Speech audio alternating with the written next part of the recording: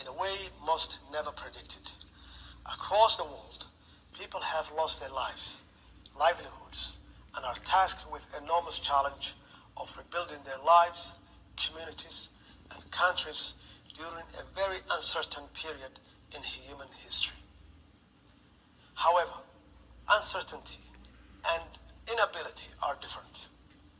I strongly believe that we, as a community of nations, are capable and must recover together by remaining hopeful.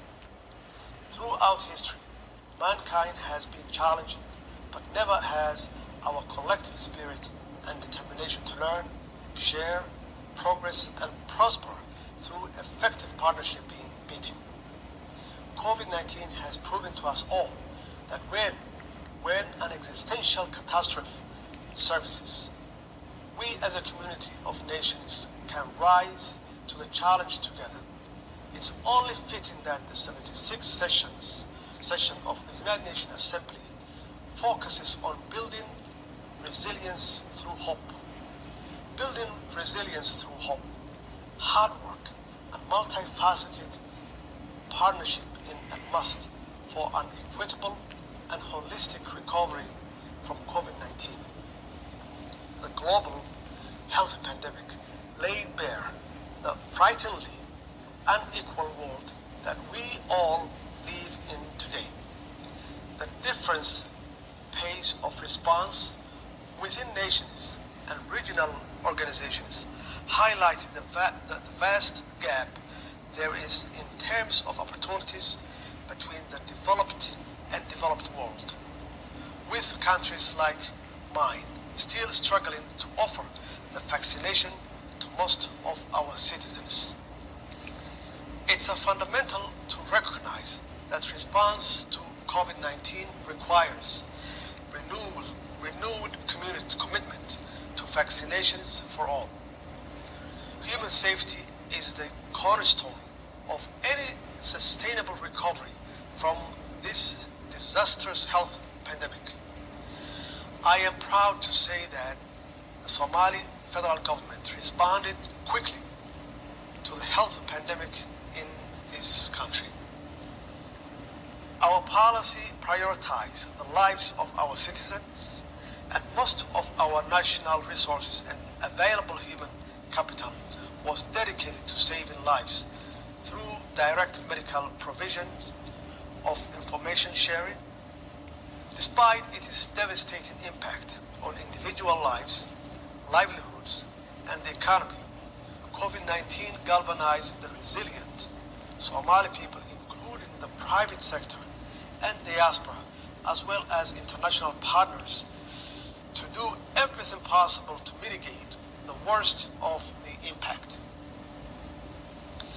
This strong and timely partnership continues to this day and is saving lives and creating the opportunities our people urgently needed to recover quickly and sustainably. Excellencies, ladies and gentlemen, recovering from the global impact of COVID-19 is indeed our most crucial single collective priority. There's not one single nation, community, or individual which has not been detrimentally impacted.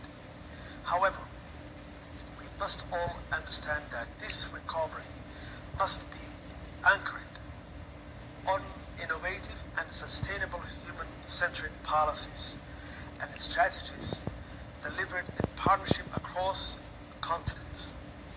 In Somalia, we are determined to ensure that our national recovery strategies are in line with our 9th National Development Plan. The core of this focuses on rebuilding a strong, cohesive, and fair Somali society underpinned by strong institutions and opportunities. Somalia's economy has been heavily impacted by COVID-19 pandemic, like everywhere else in the world. But this has not deterred us from successfully continuing on our national economy reform path. The success of these reforms have enhanced the trust between the Somali government and public and international partners and helped to deliver basic public services. It's because of these clear reforms effort, that many of our valuable international partners, including international financial institutions, provided much needed and appreciated grant financing to mitigate the worst impact of the COVID-19 pandemic.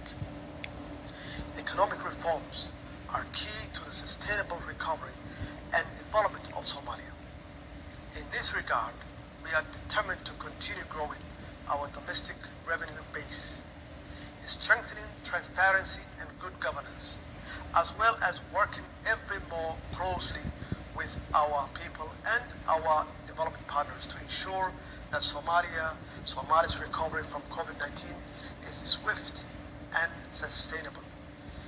Excellencies, ladies and gentlemen, the protection of the environment is an urgent global priority that the Somali government is committed to.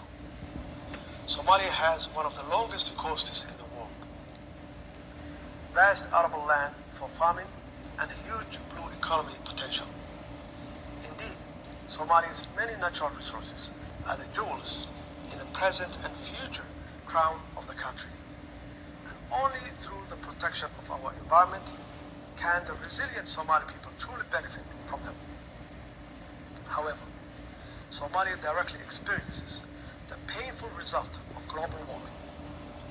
Somalia has been cyclically challenged with recurring drought and, in the same year, floods.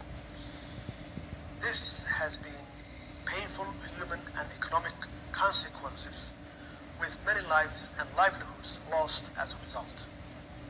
Somalia's environmental challenges have led to food insecurity, an increase in the number of internal displacement people living in many cities like Mogadishu, and the weakening of the traditional rural communal economic networks that have sustained and Somali people for centuries.